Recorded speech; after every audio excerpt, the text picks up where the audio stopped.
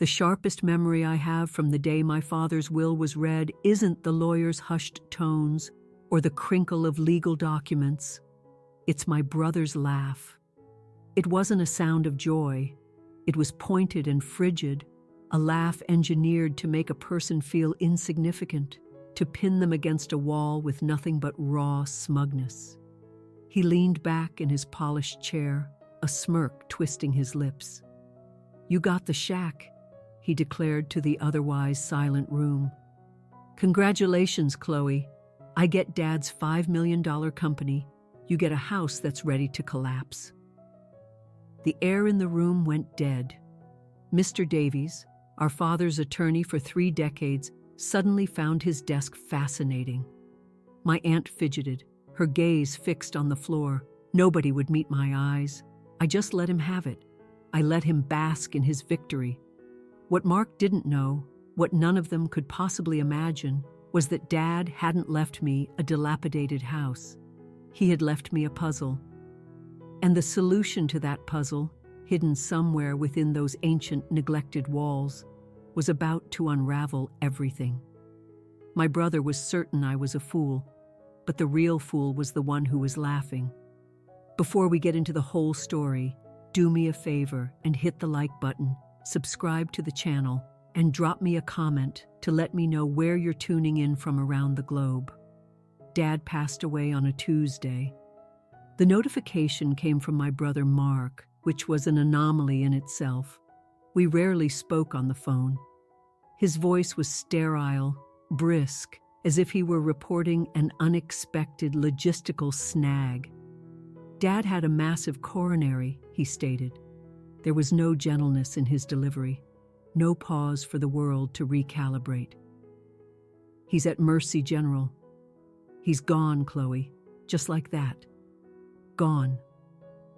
I was standing in the kitchenette of my small apartment, a tea towel clutched in my hand, the afternoon light casting a warm square on the linoleum. 1 second, I was wondering what to cook for dinner. The next, my father was a ghost. The tears didn't come right away. Instead, I felt an immense stillness, a profound, hollow silence that enveloped me. I sat on my sofa and just stared at the blank wall, the phone still resting in my palm. He was only 68, a man who had navigated the treacherous jungles of Vietnam and returned home to forge an entire corporation, Bishop Graphics Print, from a single old printing press and an unwavering refusal to be defeated. A man of that substance didn't just cease to exist on a Tuesday, it felt fundamentally wrong. The days that followed, leading to the funeral, were a chaotic blur orchestrated and micromanaged by Mark. He seized control instantly, his grief channeling itself into a flurry of executive actions. He selected the priciest mahogany casket, the most extravagant display of white orchids, and a premium burial plot overlooking the river. He managed it all with a sharp efficiency that felt less like a farewell and more like a corporate takeover. He was playing the part of the devoted, grieving son, and he demanded a flawless performance. I was relegated to the wings, the unseen stage crew. While Mark was on calls with the funeral home, debating the financial merits of various burial packages, I was the one who drove to Dad's house, the house of my childhood, the house that would soon become the epicenter of our conflict. I was the one to sort through his wardrobe. I located his best suit, a simple navy wool he wore for Christmas services. I chose his favorite tie, a well-worn silk one with tiny embroidered acorns. I spent hours sifting through old photo albums, hunting for the right picture for the memorial program. I found one of him in his woodshop, a real unposed smile on his face, a dusting of sawdust in his hair. He looked content. He looked like himself. When I presented it to Mark, he scowled. "No, we need something more distinguished," he declared, opting instead for Dad's official corporate headshot. In the photo Mark selected, Dad looked powerful and grim.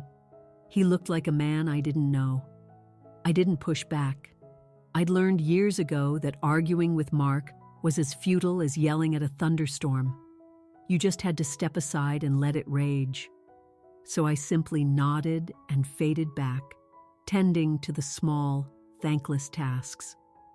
I contacted the distant cousins Mark had overlooked. I arranged the reception with the women from the church. I wrote the obituary, striving to capture the soul of a man who cherished woodworking and the stillness of dawn, not just the CEO who built a $5 million enterprise. Mark, of course, edited it, inserting more about his business accolades and deleting the passage about his love for restoring old clocks. On the day of the funeral, the church smelled of orchids and the damp, loamy scent of rain-soaked earth. It was filled to capacity, a testament to the life he had constructed. But as I sat there in the front pew, I saw that most of the faces were foreign to me. They were business partners, clients, men in expensive suits who shook Mark's hand with grave, respectful nods. They were Mark's people, not Dad's. Dad's actual friends were few. A small group of old veterans from his platoon sat near the back, their spines straight, their faces carved with a silent, shared history. They were the ones who had known him before the wealth, before the company. They were the ones who met my gaze with a gentle kindness in their eyes, a quiet understanding that we were the ones who truly knew the man we were there to mourn. Mark arrived late, just as the organist began to play. He was dressed in a designer suit that likely cost more than my car, his shoes buffed to a mirror finish. He didn't join me in the pew. He remained at the end of the aisle, shaking hands, accepting condolences with a practiced, somber air. It was a performance. He was the heir apparent, holding court. A cold knot tightened in my stomach. For him, this wasn't a funeral. It was a networking event. It was the unofficial crowning of the new king. During the eulogy delivered by a business associate, my mind drifted. I couldn't hear the cliches about his sharp intellect or his business savvy. Instead, I remembered. I remembered the calluses on his palms from his workshop. I remembered the scent of coffee and pine that always lingered on his shirts. I remembered him patiently teaching me how to use a spirit level. Measure twice, cut once, Chloe, he'd say. Patience is the most valuable tool in your box. Mark never had the patience for the workshop. He gravitated toward the clean, orderly world of spreadsheets and profit margins. Dad had tried to teach him, but Mark saw no point in mending what was broken. He only saw value in replacing it with something shinier, newer, better. I thought about how, in our family, we were like two children from separate universes. Mark was the son who was a mirror, reflecting our father's success back at him. He was the Ivy League diploma, the stellar sales figures, the evidence that the bishop name carried weight. I was the quiet one, the daughter with a degree in library sciences who worked as a local archivist who knew how to fix her own leaky sink. I suppose, in practical terms, I was a disappointment. I didn't contribute to the bishop legacy. I just existed quietly in its shadow. Dad never voiced any disappointment, but he didn't need to. I saw the light in his eyes when Mark closed a major deal. I saw the effortless pride he took in his son's relentless drive. With me, he was gentle, he was kind. But there was always a space between us. I often felt like a guest, living in the shade of his immense love for his son. After the service, a crowd immediately formed around Mark, offering sympathies and business cards. I approached the casket by myself. It was open. He looked serene but smaller, as if stripped of his life's powerful force. The American flag, folded into a crisp triangle, was placed beside him. I reached out, my fingers tracing the sharp edges of the fabric, the points of the embroidered stars. This flag signified a part of him I barely knew, a chapter he never discussed. It was another of his quiet, secret places. "Did you even see me?" I whispered, my voice so faint it was just a breath in the cavernous church. "Did you know I was here the whole time?" I felt a presence approach from behind and turned, half expecting a consoling hand from a relative. It was Mark. He wasn't looking at Dad. He was glancing at his watch. "We need to head to the cemetery," he said, his voice laced with impatience. "People are waiting." He didn't touch my arm. He didn't offer a single word of comfort. He just released a faint, frustrated sigh, as if my moment of private grief was an inconvenient delay in an already packed schedule. I looked from my brother's cold, indifferent face to my father's still one. In that moment, suspended between the man who perhaps never truly saw me and the one who refused to, I had never felt so profoundly and utterly alone. I was the daughter in the background, a ghost at my own father's funeral. 3 days passed between the funeral and the reading of the will. They were the longest 3 days of my life. I found myself staying at the old family home on Willow Lane, not because I felt any claim to it, but because my tiny apartment felt suffocating. Mark was there too, and the tension in the air was a physical presence. He had already begun making changes. He had taken Dad's favorite armchair, the worn leather one with a permanent dip from decades of use, and hauled it to the curb for the trash collectors. "It's old and it smells," he'd stated with a dismissive shrug when I found him. Without a word, my heart aching, I dragged it back into the garage. To him, it was garbage. To me, it was one of the last tangible pieces of our father. He was perpetually on his phone, pacing the hardwood floors, his voice a low, commanding drone as he issued orders to people at Bishop Graphics. "No, we're reorganizing that division. Tell them the new price is firm. I'm in charge now." He was already the ruler of an empire he hadn't formally been given.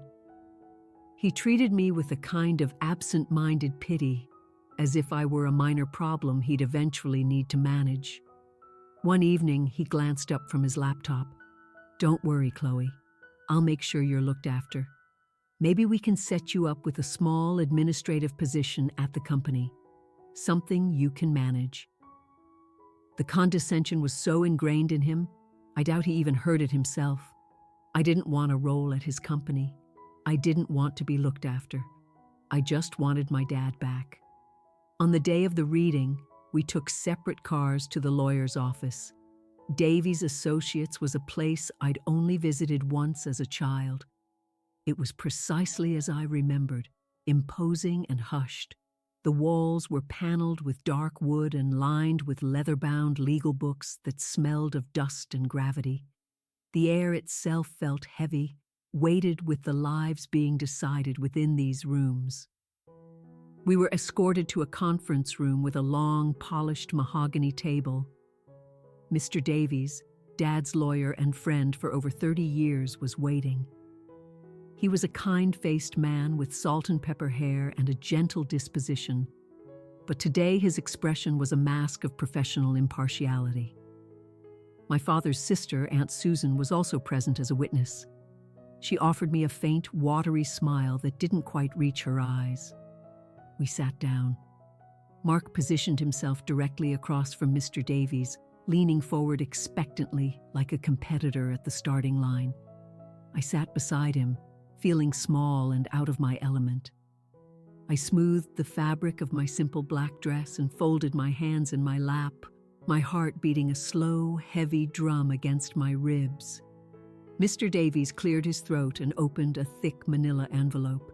"Thank you both for coming," he began, his voice calm and even, the kind of tone that makes life-shattering news sound like a simple ledger entry. "I knew your father for a very long time. He was a fine man. This document represents his final wishes, which I'm legally obligated to carry out precisely as he intended." He donned a pair of reading glasses, and started to read through the dense legal language. He spoke of assets and liabilities, executors and beneficiaries. The words were a blur, my mind filled with a strange buzzing static. A sense of dread began to pool in my stomach. I knew what was coming. We all did. It was the unspoken agreement of our family for decades. Mark was the heir, and I was the afterthought. Mr. Davies paused, looking over his spectacles first at Mark, then at me. "We will start with the primary assets," he said, picking up a sheet of paper. "To my son, Mark Bishop, I bequeath my entire ownership stake in the company I founded, Bishop Graphics Print, including all associated properties, equipment, and accounts, valued at approximately $5 million. A slow, self-satisfied smile crept across Mark's face. He leaned back in his chair, crossing one leg over the other. He didn't look at me. He didn't have to.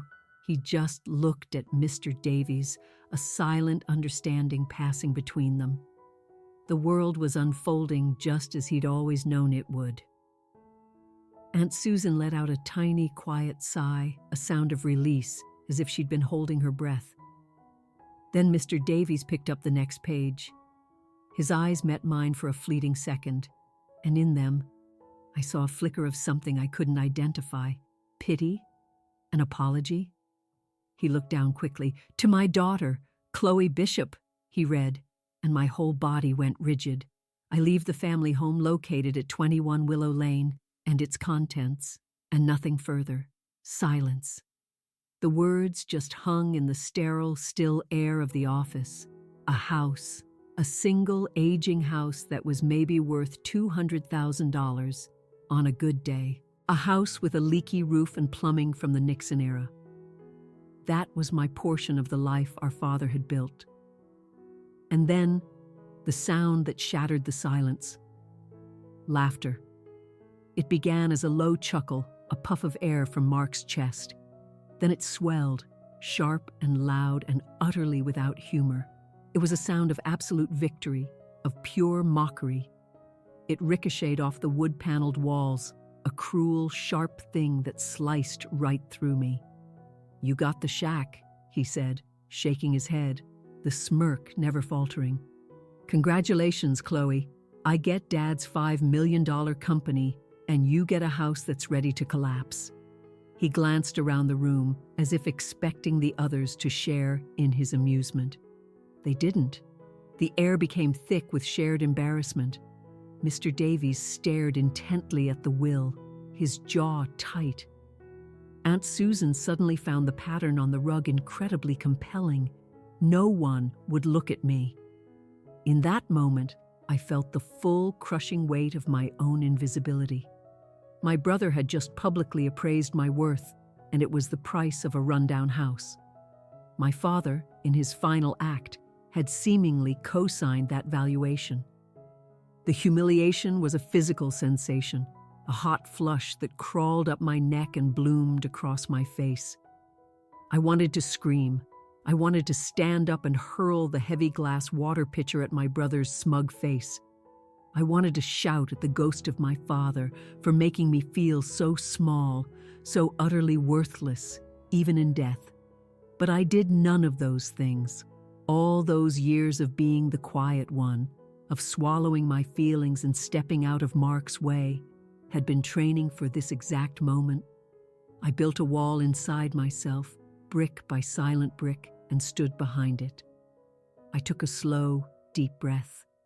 I looked directly at Mr. Davies, ignoring my brother completely. "Are there papers to sign?" I asked, my voice surprisingly steady.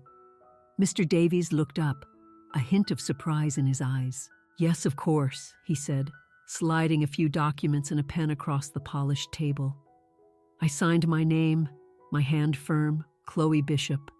I accepted my inheritance. I accepted the shack. I pushed the papers back across the table. Then I stood. "Thank you, Mr. Davies. Aunt Susan." I nodded to them both. I walked out of that room without a single glance at my brother. I didn't run. I didn't cry. I walked with a strange, hollow calm down the corridor, through the lobby, and out into the bright, indifferent sunlight. I got into my car and shut the door, and only then, in the privacy of my own small world, did I finally release the breath I felt like I'd been holding for my entire life. He got the empire. I got the house. Or so he believed. I didn't feel angry. I didn't even feel sad. I just felt a quiet, simmering determination. This was not the end of my story. The night after the will reading, sleep was impossible. Mark's laughter echoed in my mind, a cruel, unending loop, the pity in my aunt's eyes, the sterile hush of the lawyer's office. I felt raw and exposed, as if a layer of my skin had been stripped away. My little apartment felt like a cage. The walls were closing in, the air too thin. I needed space. I needed to breathe air that wasn't thick with humiliation.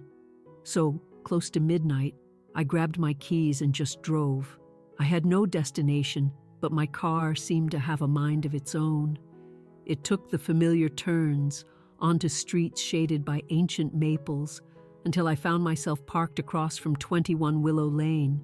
My house, the shack. Under the dim glow of a street light, it certainly looked the part. The porch sagged on one side like a tired old man slumping his shoulders. The white paint was flaking off, exposing weathered gray wood beneath. The shutters on a second-story window hung askew, one dangling by a single hinge. The garden my mother had so meticulously cultivated was now a riot of overgrown weeds. Mark was right. It was a wreck, a forgotten, neglected piece of the past.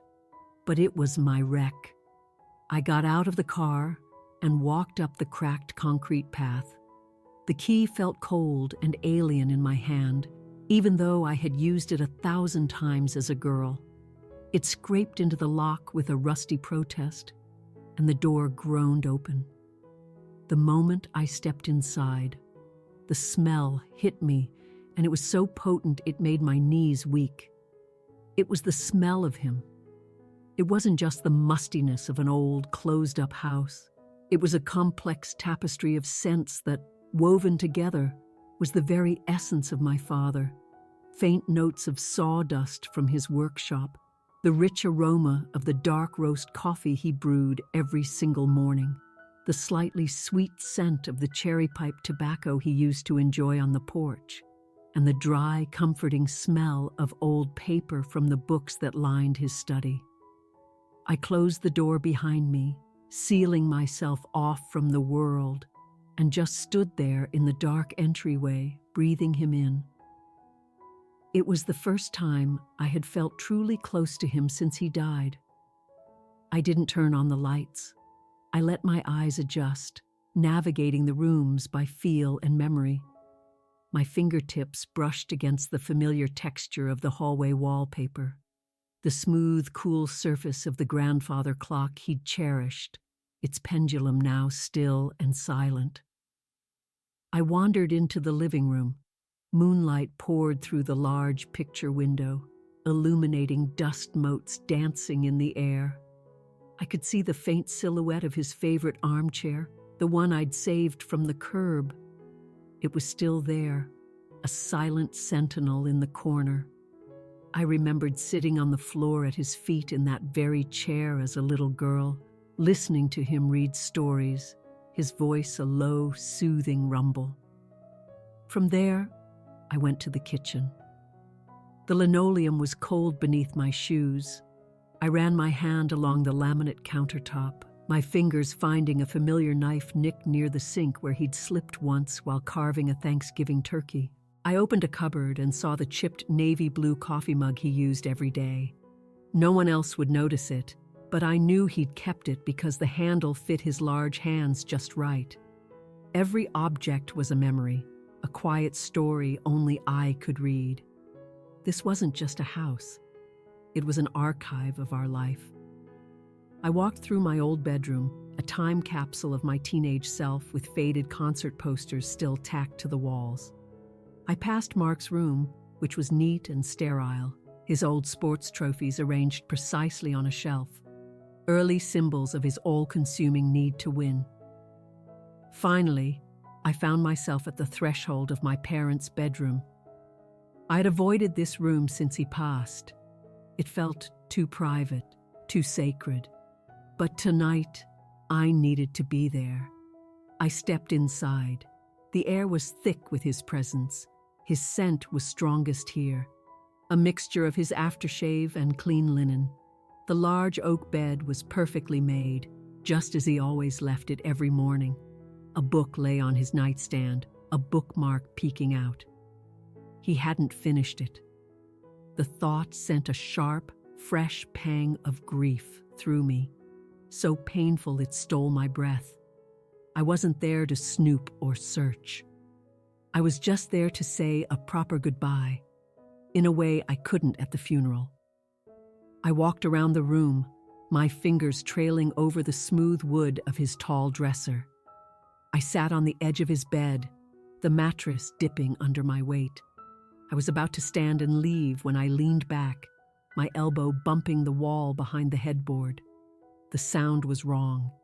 Instead of the solid thud of plaster, there was a faint, distinctly hollow echo. My curiosity sparked. I knocked again, this time with my knuckles. Thud, thud, tock. There it was. A small patch of the wall sounded completely different from the rest. My heart began to beat a little faster. I ran my hands over the old patterned wallpaper, feeling for any seam or imperfection. My fingertips caught on a slight ridge, almost invisible to the eye. I pressed gently, and a small rectangular section of the wall clicked and gave way inward. My breath caught in my throat. Behind the panel was not an empty space, but a small, flush-mounted metal safe with a digital keypad, its light glowing faintly in the dark. It was the sort of thing you see in spy movies, not in the bedroom of a 68-year-old printer from Clearwater Creek. I stared at it, my mind racing. What could he possibly have hidden that was so important? The keypad blinked, awaiting a code. I thought of all the numbers that might have meant something to him. His birthday, his service number, the date he founded the company. I tried them all, and with each failed attempt, the keypad emitted a small, discouraging beep. I was about to give up when another date floated into my mind. One so obvious I couldn't believe I hadn't considered it first. My mother's birthday. She had been gone for 10 years, but his love for her had never faded. My fingers trembled as I slowly, deliberately keyed in the numbers. 0-5-2-3-1-9-5-0, May 23, 1950. For a second, nothing happened. Then, a soft mechanical click echoed in the silent room. A small green light blinked on above the keypad. The safe was open. With a shaking hand, I pulled the heavy little door toward me. Inside, nestled on a bed of black velvet, were 3 items. The first was a thick, cream-colored envelope with a single word on the front in my father's familiar, slightly shaky script. Chloe. The second was a single old-fashioned safe deposit box key attached to a small brass tag. The third was a thick, legal-sized folder, bound with a rubber band. I sat there on the floor of my father's bedroom, the moonlight pooling around me, and held the envelope. The world outside, my brother's derisive laughter, the lawyer's office, the weight of my own insignificance, all of it dissolved. There was only this room, this silence, and this letter. This was a hidden farewell, and I knew, with a certainty that settled deep in my bones, that whatever was inside was meant for me, and me alone. I didn't read the letter there on the floor. It felt too sacred, too momentous for a dusty corner of a dark room. I carried it, along with the key and the folder, downstairs to the kitchen. I switched on the small lamp above the table, the one that cast a warm, gentle glow. This familiar, comforting space felt like the right place to receive my father's final words. I made myself a cup of tea, my hands moving with a slow, deliberate calm. The simple ritual grounded me. Finally, with the warm mug cradled in my hands, I sat, took a deep breath, and carefully tore open the envelope. The letter was written on his personal stationery, the thick, cream-colored paper embossed with his initials, a B. Arthur Bishop. His handwriting, which had grown unsteady in his later years, trembled slightly, but the words themselves were firm, clear, and full of purpose. It was as if he had marshaled all his remaining strength to write this. I began to read, and as I did, I could almost hear his voice in the quiet kitchen, low and steady. My dearest Chloe, the opening alone brought tears to my eyes. He had never been one for open affection. He'd never called me his dearest anything. He showed his love through actions, fixing my car, building a bookshelf for my apartment. But the words had always been a struggle for him. If you are reading this, it means you found what I left for you. I am both sorry and proud. I am sorry for the deception, for the public ordeal of the will reading. I know what your brother is like, and I can imagine what was said. Please know that it was never a reflection of your worth. It was a test of his character. But I am also proud, because I knew you would find this. I knew you would not simply walk away from this house and let it rot. I knew you would come back here, not seeking money, but seeking memories. And that is why this was always meant for you. This was never about money, Chloe. It was about knowing my children. I have spent a lifetime trying to understand you both. I gave Mark the business because he expected it. He sees the world in terms of value, of assets and acquisitions. To him, Bishop Graphics was not a company I built with my own two hands. It was his birthright, a prize to be claimed. To have denied him, it would have led to a long, ugly battle that I no longer had the energy for. But giving it to him was also a test, the final one. A business is not a trophy, Chloe. It is a living, breathing thing. It requires more than ambition to thrive. It needs care, it needs humility, and it needs the wisdom to know that its greatest asset is its people. I gave him the rope. It is up to him what he does with it. I had to pause, my vision blurring. He had seen it. He had seen all of it, Mark's entitlement, his ambition that bordered on cruelty.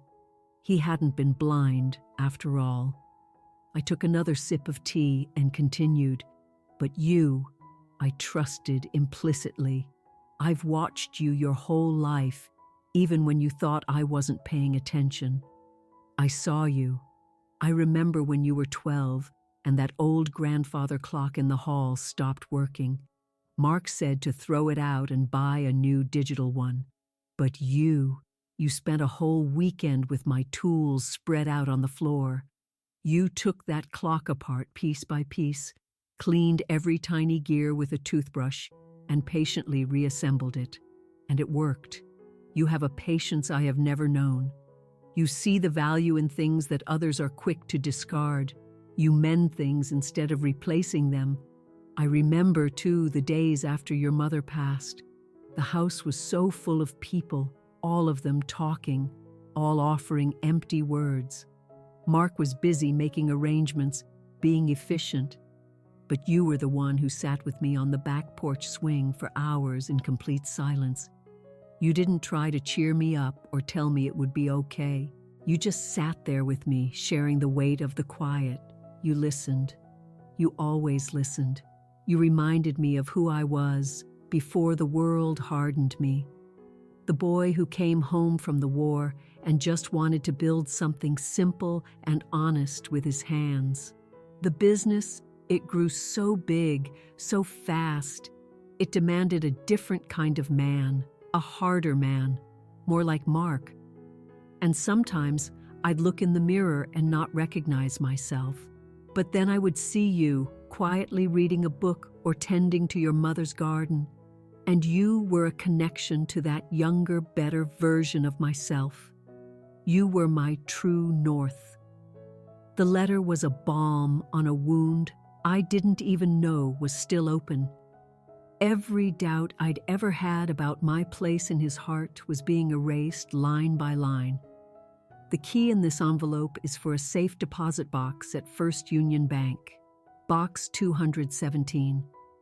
What is inside is your real inheritance. It is not the profits from the business.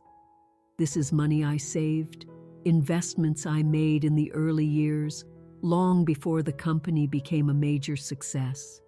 It was my nest egg, the security I was building for our family. I kept it separate for a reason. I wanted it to go to the child who understood security, not just wealth. The folder contains all the documentation. Take it to Mr. Davies. He knows what to do. I made him promise not to tell you about this. It was part of the test. He is a good man. He will help you. The letter ended with a final, powerful paragraph that I knew I would memorize and carry with me forever.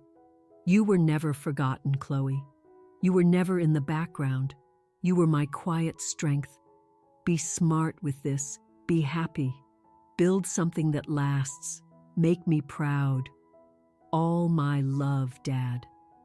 I lowered the letter, my tears falling freely now, splashing onto the page and blurring the ink. They weren't tears of sadness or grief. They were tears of overwhelming relief. A lifetime of feeling invisible, a lifetime of feeling like the lesser child, had been washed away by his words. He saw me. He knew me.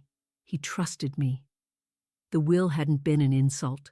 It had been the most profound act of faith a father could bestow upon a child. He hadn't given me less than Mark. He'd given me more. He had given me his trust. I picked up the old-fashioned brass key. It felt heavy in my palm, heavy with the weight of his faith and the future he had just handed me. I looked at the thick folder, a quiet promise of a new life. My brother had gotten the flashy, loud $5 million business. He had gotten the prize he thought he deserved. But I had gotten my father's heart. I had gotten his final words, his secret trust, and the quiet, sturdy foundation he had been building for me all along. In the silent sleeping house at 21 Willow Lane, I felt not grief, but a deep and unwavering sense of purpose. I knew what I had to do. I left the old house just as the first hints of dawn were streaking the sky, the precious envelope, key, and folder tucked safely in my bag. I didn't go back to my apartment. I didn't sleep. I drove to a small 24-hour diner on the edge of town, the kind of place with strong coffee and waitresses who mind their own business. I sat in a booth, the letter spread out on the table before me, and read it again and again until the words were burned into my memory. The sun was fully up by the time I left, and the world felt brand new, washed clean and brimming with a quiet, startling possibility. I knew I couldn't wait. I had to go to the bank. First Union Bank was a formidable old building downtown with stone pillars and heavy bronze doors. It looked like a place built to guard secrets. I walked in just as they opened at 9 o'clock, my heart a nervous drum against my ribs. I felt like a fraud. I was just Chloe Bishop, the quiet library archivist, not the kind of person who strode into a bank vault to claim a secret inheritance. I clutched the old-fashioned key in my pocket, its sharp edges a solid, grounding presence. I need to access a safe deposit box, I told the teller, my voice emerging steadier than I expected. Box 217. The teller, a young woman with a polite smile, typed the number into her computer. Her smile faltered for a second, replaced by a flicker of confusion. Then her professionalism snapped back into place. "Of course," she said. If you'll just follow me, the bank manager will assist you." The manager was an older man named Mr. Abernathy, with kind eyes and a formal but gentle air. He led me from the bustling lobby toward the back of the bank, toward a massive circular steel door that looked like something out of a film. "We don't have many of these older boxes left," he explained as he spun the large wheel on the vault door. "Most have been in the same families for generations." The door swung open with a heavy, satisfying whoosh, revealing a wall of gleaming metal boxes, all numbered, all identical. He led me down a narrow aisle to box 217. "I will use our key first," he said, inserting a long silver key into one lock and turning it. "Now, if you please." My hand was trembling as I pulled my father's brass key from my pocket. It slid into the second lock perfectly. I turned it, and with a soft click, the box was unlocked. Mr. Abernathy slid the long, narrow metal container from its slot and handed it to me. It was heavier than I thought. "The viewing room is just here," he said, gesturing to a small private room with a table and a single chair. "Take all the time you need."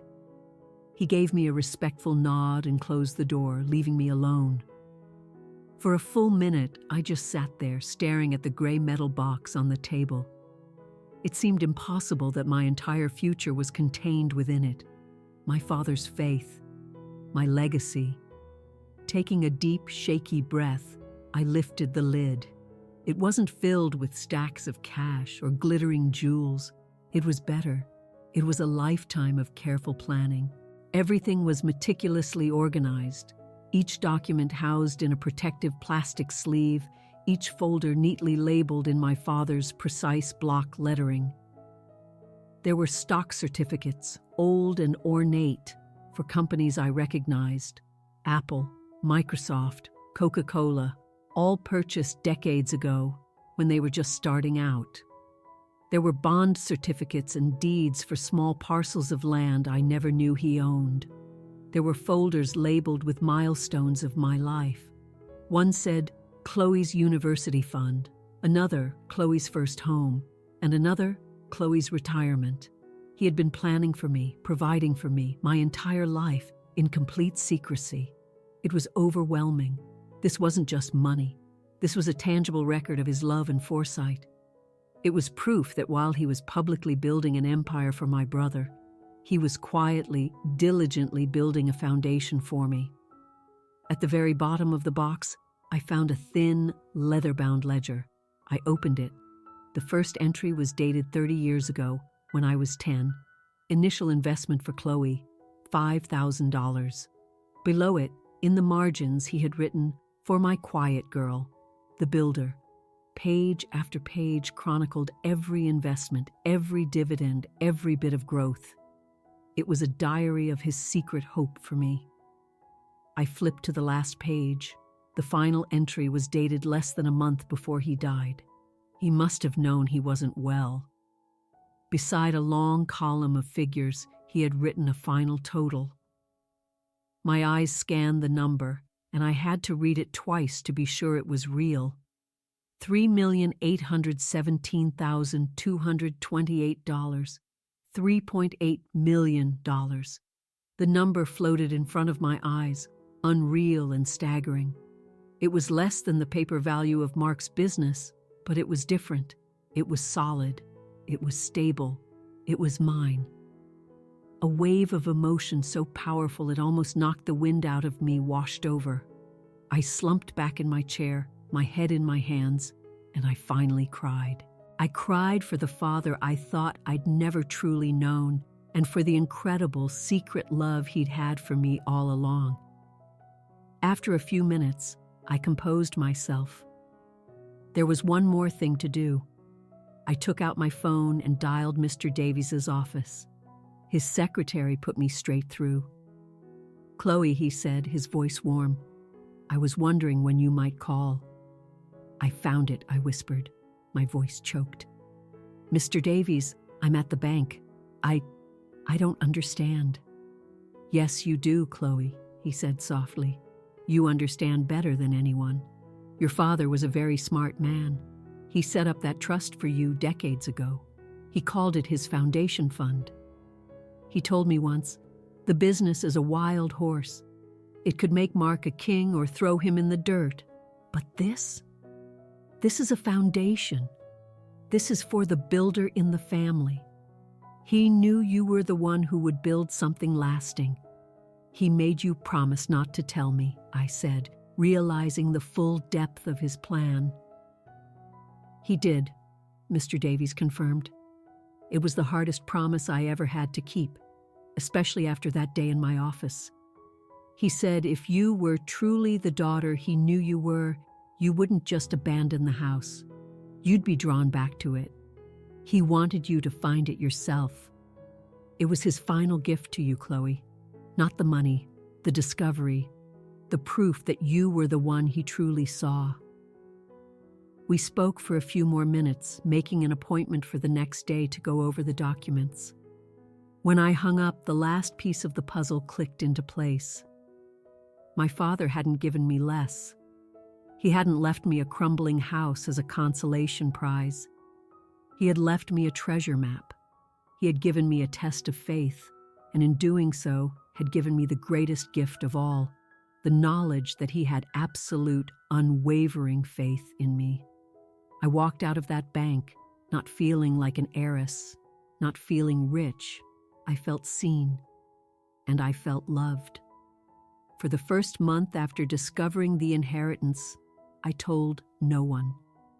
It was a secret I held close, a quiet, warm light inside me. I met with Mr. Davies, who introduced me to a kind, no-nonsense financial advisor named Sarah. Together, we went through the portfolio my father had built. Sarah was impressed. Your father wasn't just a good businessman, she said, looking over the decades of steady growth. He was a patient investor. He bought quality and held it. This is a legacy, Chloe, not a lottery ticket. We developed a conservative plan, one designed for long-term security and steady growth, a plan my father would have approved of. While I was quietly laying the foundation for my future, Mark was loudly celebrating his. He called me about 2 weeks after the will reading, his voice booming with arrogance. Just wanted to let you know I closed the biggest deal in Bishop Graphics history, he bragged, already proving my worth. I'm streamlining things, getting rid of all the old-timers Dad was too sentimental to fire. It's a new era, Chloe. Then came the part I knew was coming. Listen, I feel bad about you being stuck with that money pit. Once you sell it, let me know. In the meantime, I can spare a few thousand to help you get by. I'm fine, Mark, but thank you for the offer, I said, my voice calm. It was strangely easy to talk to him now that I knew the truth. His words, which once would have stung, now felt hollow. He was playing a different game, one I was no longer a part of. His calls became a regular occurrence, almost a monthly report on his own perceived brilliance. But by the third month, the tone began to shift. The booming confidence was replaced by a forced, brittle optimism. Had to let some more dead weight go, he told me one night, his voice tight. We lost the Henderson account, but they were a pain anyway. It's all part of trimming the fat. You have to be lean to be successful. I knew the Henderson account. They had been with my father since the very beginning. The dead weight he was firing were men who had worked at the press for 30 years, men who could fix any machine with their eyes closed, men who were loyal to the bone. Mark didn't see their value. He only saw their salaries on a spreadsheet. He was taking apart the engine piece by piece, thinking he was making the car lighter and faster, not realizing he was removing the parts that made it run. The call I had been expecting and dreading came 6 months after Dad's death. It was late on a Thursday. Hey, Chloe, he started, trying to sound casual, but the stress in his voice was unmistakable. Weird question, but the company's having a bit of a temporary cash flow issue. just waiting on a big payment to clear. Could you float me 50 grand just to make payroll? I'll pay you back with double the interest in a month, I swear. I closed my eyes. Dad's words echoed in my head. I gave him the rope. It is up to him what he does with it. My first instinct, the one conditioned by a lifetime of being the family peacekeeper, was to say yes, to smooth things over, to help. But Dad hadn't asked me to save Mark. He had trusted me to be wise. Handing Mark money would be like giving a drowning man an anchor. It wouldn't save him. It would only pull him under faster, and me with him. "I'm sorry, Mark," I said, my voice quiet but firm. "I can't do that." There was a stunned silence on the other end of the line. "What do you mean you can't?" he finally sputtered, his voice rising in disbelief. "You sold the house, right? That's a couple $100,000 right there. What else are you doing with it?" "For God's sake, Chloe, this is for the family business. I can't help you, Mark," I repeated, my resolve hardening. His disbelief quickly curdled into rage. "Unbelievable. I knew it. You've always been selfish. Dad leaves you a piece of junk, and you won't even lift a finger to help save his real legacy. He would be so disappointed in you," he spat, each word designed to wound, but they didn't. They glanced off the new armor of my father's truth. "I have to go, Mark," I said, and I hung up the phone before he could say more. My hand was shaking, but my heart was calm. I had made the right choice. The calls didn't stop. They got worse. A month later, he asked for $100,000. His anger was gone, replaced by a desperate wheedling tone. He told me the big contract he'd bragged about had fallen through. The client had pulled out, citing instability in management. The experienced employees he'd fired had been hired by a competitor, and they'd taken a roster of loyal clients with them. Suppliers, spooked by rumors, were demanding cash on delivery. Each time he called, I said no. It was one of the hardest things I've ever had to do. Listening to my brother's world crumble, knowing I had the means to stop it, was agonizing. But I held fast to my father's wisdom. This was Mark's test, not mine. The final call came on a Tuesday, almost 9 months to the day after Dad had died. He was sobbing. It was a raw, ugly sound I had never heard from him before. "It's over, Chloe," he choked out. "It's all gone. The bank is calling in the loans. We're insolvent. I have to file for bankruptcy." He pleaded one last time, not for a loan, but for absolution. "Why didn't you help me?" "This was your company to run, Mark," I said softly, "not mine." I learned the full extent of the disaster from the Clearwater Creek Chronicle. The article had a picture of Mark leaving the federal courthouse, his expensive suit rumpled, his face pale and drawn. He looked like a stranger. The article detailed how Bishop Graphics Print, a pillar of the local business community for 40 years, was bankrupt. The assets were being liquidated to pay off creditors. He had lost everything: the business, the big house he'd bought, which he had leveraged against the company, the respect he had always taken for granted. He had been given a kingdom, and in less than a year, he had turned it to dust. The poetic justice felt less like a victory and more like a profound, unavoidable tragedy. After the news of the bankruptcy broke, there was only silence. Months passed with no word from Mark. I heard through Aunt Susan that he had left town, moved somewhere out west to start over. She said it with a tone of hushed disappointment, as if his failure was a stain on the family name. I felt a strange sense of detachment from it all. While his life had been a chaotic whirlwind of collapse, mine had found a quiet, steady rhythm. I had quit my job at the library and was slowly beginning the work of bringing the house on Willow Lane back to life.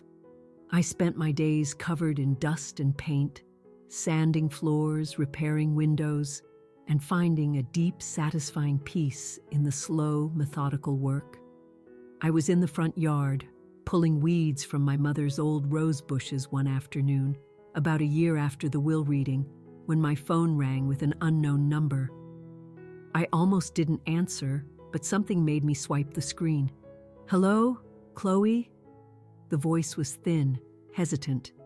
I almost didn't recognize it. It was Mark, but he sounded a decade older, stripped of all his bluster and arrogance. "Mark," I said, my voice even. "Where are you?" "Doesn't matter," he said quickly. "California, working a sales job. It's nothing special." There was a long pause, filled with the static of the phone line and years of unspoken things. "Listen," he finally continued, his voice cracking slightly. "I've had a lot of time to think about everything, and there's something I don't get. That day in the lawyer's office, you were so calm. When he read the will, you didn't even cry. You weren't even angry. You just signed the papers and walked out." I could hear him take a shaky breath. "You knew, didn't you? All this time. You knew what was going to happen. This was all some kind of plan of Dad's." Here it was, the moment of reckoning. A small, petty part of me wanted to hurt him, wanted to say, "Yes, I knew you'd fail," and I watched it happen. But as I stood there, with the warm sun on my back and the smell of rich earth on my hands, I felt no anger, only a deep, sorrowful clarity. The time for games and tests was over. It was time for the truth. "I didn't know you would fail, Mark," I said softly. "I think a part of Dad hoped you would succeed, but yes, I knew it was a test." "He told you?" Mark's voice was a whisper of disbelief. "He told you and he didn't tell me?" "No," I said, "he didn't tell me. He left me a letter. I didn't mention the money. The money was irrelevant. It was a tool, a means to an end. The letter, the validation, was the real inheritance. And that was the part he needed to understand." "A letter?" "Yes, in the old house. He told me that he gave you the company because you expected it, because it was the only thing you ever valued, but he knew it needed more than ambition to survive. It needed patience and humility. Things he had tried to teach you, but you never learned. The company wasn't a reward, Mark. It was a final lesson. He wanted to see if becoming the boss would finally teach you how to be a leader." I paused, letting the words sink in. I didn't have to take a test. He already knew me. He knew I valued the things that last. He knew I would fix the old clock instead of throwing it away. The will wasn't about who he loved more. It was about who he understood. He didn't give you the company because he trusted you with it. He gave it to you because he was trying to teach you what trust meant. I finished with the simplest, most painful truth. You didn't fail because of the economy or bad luck, Mark. You failed because you never understood the difference between owning something and caring for it. I'm sorry, I truly am. The silence on the other end of the line was absolute. It stretched for a full minute. I could almost hear the gears turning in his head, a lifetime of carefully constructed beliefs that he was the chosen one, the favorite, the natural heir, shattering into a million pieces. His entire identity had been built on the foundation of being the son who got the business. The truth was so much more devastating. He was the son who was given one last, desperate chance to learn a lesson, and he had failed it spectacularly.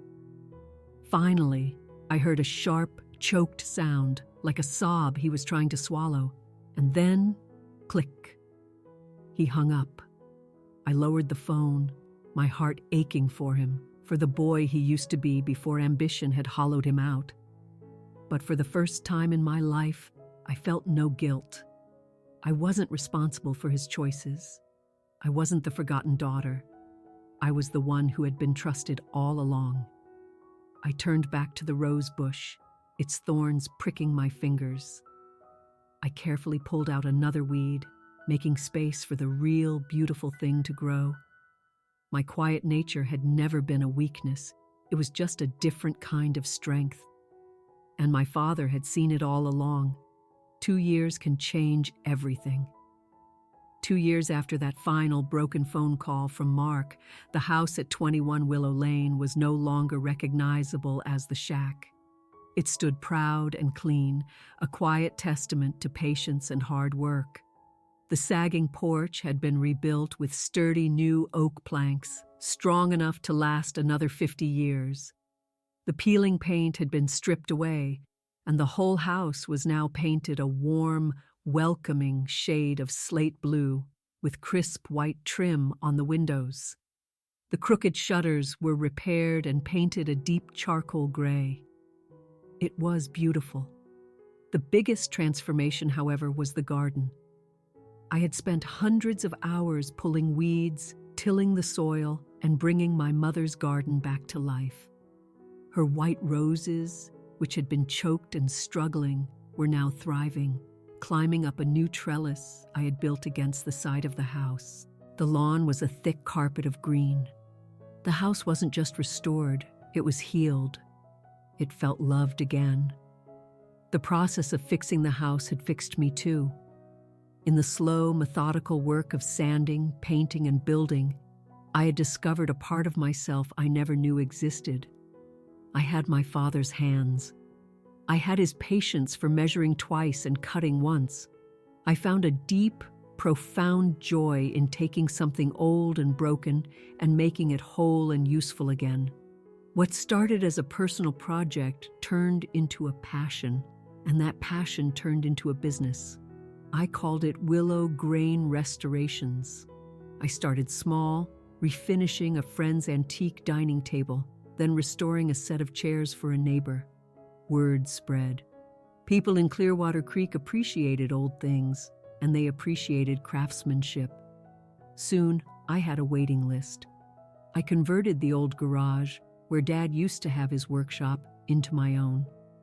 The smell of sawdust and wood stain became the scent of my new life.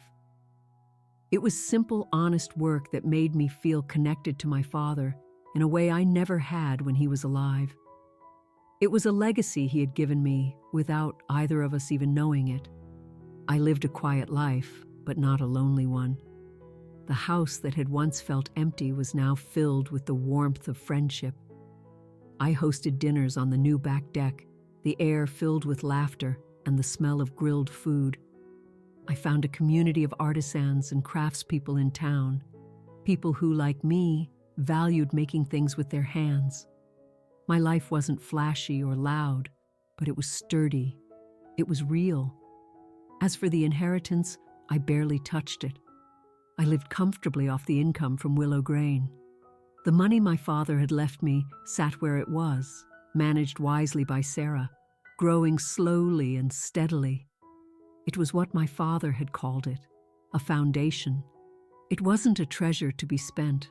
It was a wall of security at my back, giving me the freedom and confidence to build my own life on my own terms. It was the ultimate gift of peace of mind. I thought a lot about the two different kinds of legacies our family had produced. Mark had inherited an empire. It was big, impressive, and valuable, but it was hollow. It was built on profits and assets, not passion and care, and when tested, it shattered. My inheritance had been the opposite. It was a rundown house and a secret. It looked like nothing from the outside, but it was built on a foundation of love and foresight, and it had given me everything I needed to build a life of purpose and peace.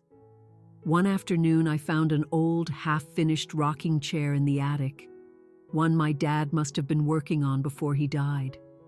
The pieces were rough cut, the joints unfinished. I brought it down to my workshop, ran my hands over the raw wood, and felt a deep sense of connection. He had started it. I would finish it. Mark got the company, but I got the craft. He got the bottom line, but I got the purpose. And as I switched on the sander and began to smooth the rough edges of the wood, I knew, with absolute certainty, that I had received the better inheritance. Once a month, every month, I drive to the cemetery. It's become a ritual, a quiet appointment I keep with my parents. Their graves are on a gentle slope under a large oak tree, looking out toward the hazy blue peaks of the mountains. It's a peaceful place. I bring two things with me: a pair of garden shears to trim the grass around their headstones, and a thermos of the dark roast coffee my dad used to love. I don't go there to mourn anymore. The sharp, ragged edges of grief have softened over time, worn smooth like river stones. Now, my visits feel more like a quiet conversation, a monthly report to the two people who gave me my life.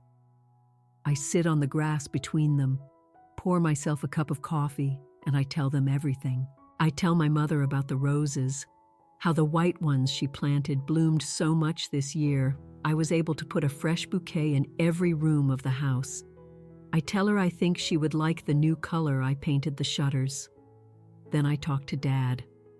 I tell him about willow grain, about the tricky dovetail joint I finally mastered, about the beautiful old maple dresser I restored for a client who cried when she saw it. I tell him I finished the rocking chair I found in the attic, and that it now sits on the front porch, the best seat in the house. I even tell him about Mark. I don't know where he is, but I tell Dad that I hope he has found some kind of peace, that I forgive him for everything. On my most recent visit, the autumn air was crisp, and the leaves on the oak tree were a brilliant shade of gold. As I sat there sipping my coffee, I looked at his name carved in the granite, William Arthur Bishop, and I finally said the words that had been forming in my heart for years. I used to be so hurt, I whispered to the stone, the wind carrying my words away. I spent my whole life feeling like a ghost in my own family. I thought you didn't see me, that I was just a quiet disappointment next to Mark. But I get it now, Dad. I get it all. I took a deep breath, the truth of it settling over me like the warm afternoon sun. You weren't ignoring me. You were teaching me. All those years I felt left out, you were watching. You were letting me become myself without the pressure of your expectations. You were letting me build my own strength quietly on my own terms so that I would be ready when it mattered. You knew me all along, better than I ever knew myself. As soon as I said the words, a gust of wind rustled through the branches of the old oak tree, showering the grass with a cascade of golden leaves. At that exact moment, a flash of scarlet caught my eye. A male cardinal, so bright red he almost didn't look real, landed on the top corner of my father's headstone. He tilted his head, looked right at me with his beady black eye, and let out a single clear chirp before taking flight and disappearing into the blue sky. Tears welled in my eyes, but I was smiling. It was just a bird, just the wind. But in that moment, it felt like an answer. It felt like approval. It felt like peace. I finally understood the real lesson my father had left me. It was never about the money or the house or the business. It was about what lasts. Mark's inheritance was loud, impressive, and built to be seen. Mine was quiet, hidden, and built to endure. He was given what he wanted, an empire that he could rule. I was given what I needed, a foundation on which I could build a life. And in the end, that quiet, sturdy difference was everything.